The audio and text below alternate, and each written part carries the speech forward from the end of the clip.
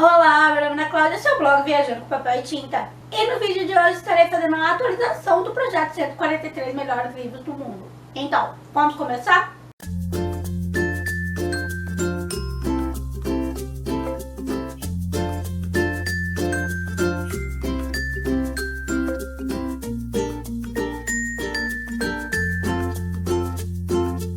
Eu li muita coisa para esse projeto em 2019 e hoje eu vou estar compartilhando com vocês. Um deles é A Morte de Virgílio e foi uma leitura bastante difícil de ser concluída. Foi uma leitura que me deu bastante trabalho. E nesse livro a gente vai acompanhar as últimas 18 horas de vida do poeta Virgílio. E o meu problema com esse livro foi a linguagem. Ele tem um estilo narrativo que envolve um pouco do fluxo de consciência, parágrafo gigantesco com cerca de 9 páginas algum, além de uma linguagem bastante poética, o que dificultou muito a minha vida.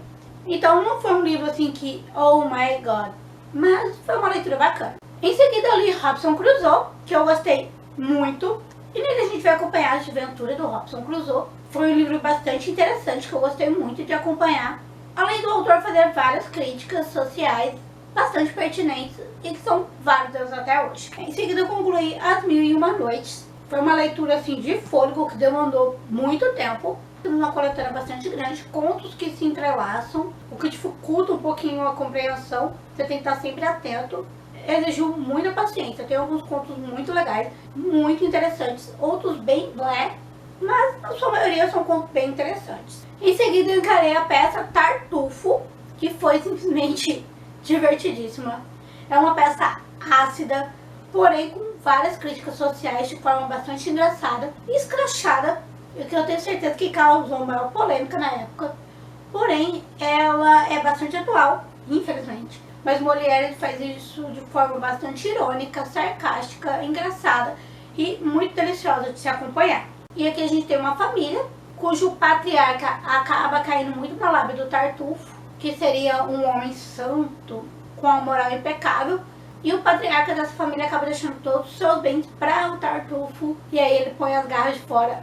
Eu não vou estar falando muito sobre esse livro, simplesmente pega e leia, se divirta, reflita, é simplesmente maravilhoso.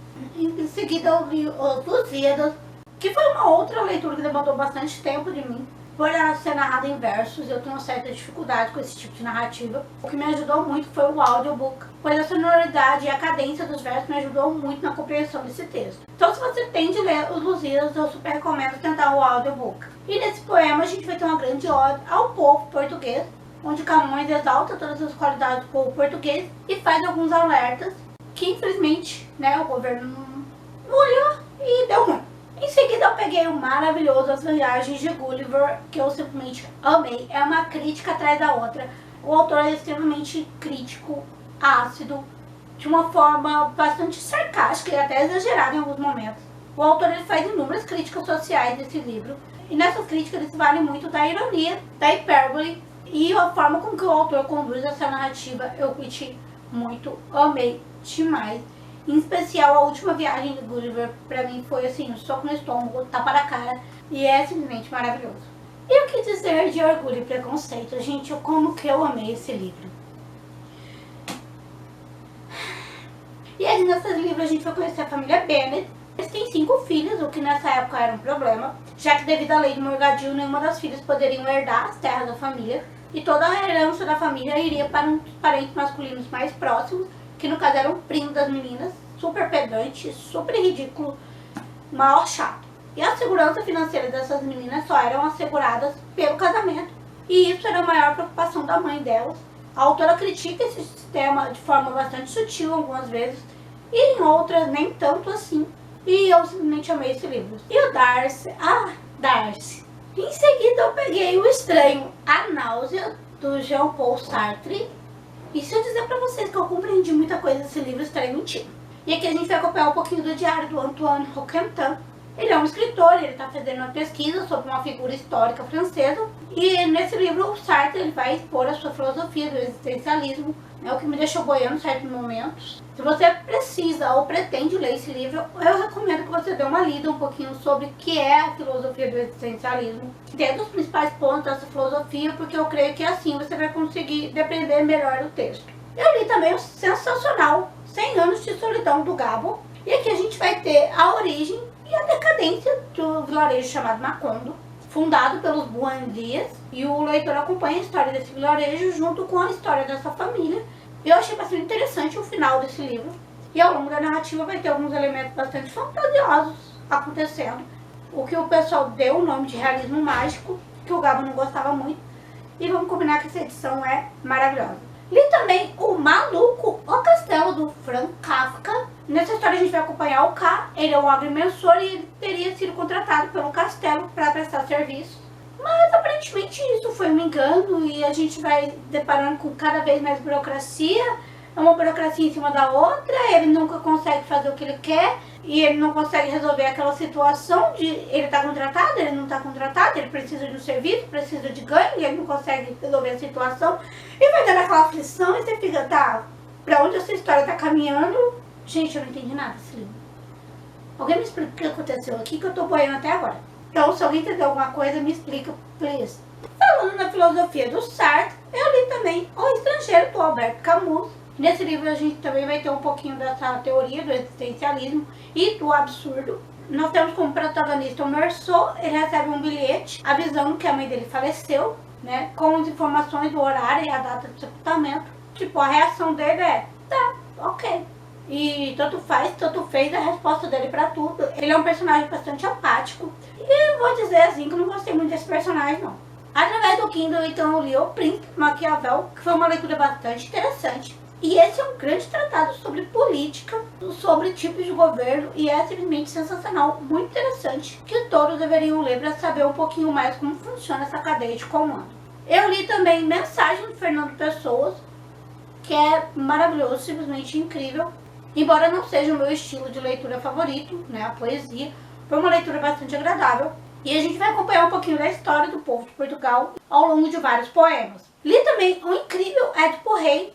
Em breve eu pretendo ler os demais livros da trilogia tebana, mas esse é uma peça simplesmente sensacional. Falando em peça de teatro, eu li também Rei Lear, do Shakespeare, maravilhoso, simplesmente sensacional. E é uma peça assim que eu super recomendo. Nele a gente vai ter o Rei Lear, que está dividindo o seu reino entre as suas 3 filhas. Porém, ele não recompensa muito bem a sinceridade da terceira, e ela acaba sendo excluída, e isso gera várias problemáticas. E é um livro assim bastante reflexivo e sensacional, afinal é Shakespeare. E se você achou que tinha acabado os livros malucos, achou muito errado. Eu li também O Jogo da Amarelinha, do Cortázar, e esse é, como eu já disse, um livro maluco. E aqui a gente vai ter o Horácio Oliveira, então a gente vai acompanhar vários recortes da vida dele. E quando eu falo recortes, são recortes mesmo. Você não vai ter uma história muito linear aqui. E você pode ler esse livro de 2 formas principais, indicadas pelo autor. Você pode ler de forma corrida até o capítulo 56, tranquilo. Vai ter algumas coisas que você não vai saber, que você vai ficar meio boiando. Ou você pode ler seguindo o tabuleiro que ele deixou aqui no começo do livro, alternando os capítulos, mas nessa ordem o livro começa lá no capítulo 73. Novamente algumas coisas vão ficar de fora. Tem vários momentos nonsenses aqui, eu fiquei meio assim, tipo, sem entender muito bem o que estava acontecendo. Depois da leitura eu acabei lendo um resuminho geral da história, na ordem cronológica, para conseguir compreender realmente o que aconteceu aqui, porque eu fiquei meio boiando. Não foi uma das minhas melhores leituras do ano, foi uma leitura assim que eu achei bastante difícil de ser concluída. Porém, mais pra frente eu pretendo reler esse livro seguindo o tabuleiro do autor. Também li o livro O Sol Também Se Levanta, do Ernest Hemingway, que eu simplesmente amo esse cara. Eu quero ler tudo que ele escreveu. E aqui ele vai contar um pouquinho da história do Jake Barner e como essas pessoas estavam superando o fim da Primeira Guerra Mundial. Só posso dizer que eu amo esse cara. Pega o livro dele, vai ler. Eu recomendo muito que você comece com o Velho e o Mar, que é simplesmente, meu amorzinho. Então esses foram os livros que eu li para o projeto 143 Melhores Livros do Mundo. Alguns eu amei, outros nem tanto. Alguns eu achei bem nonsense. Embora eu não tenha gostado de todos os livros que eu li para esse projeto, eu descobri leituras maravilhosas e por esse motivo eu pretendo ir com ele até o fim. Então é isso, espero que vocês tenham gostado. Beijo, até a próxima. Tchau!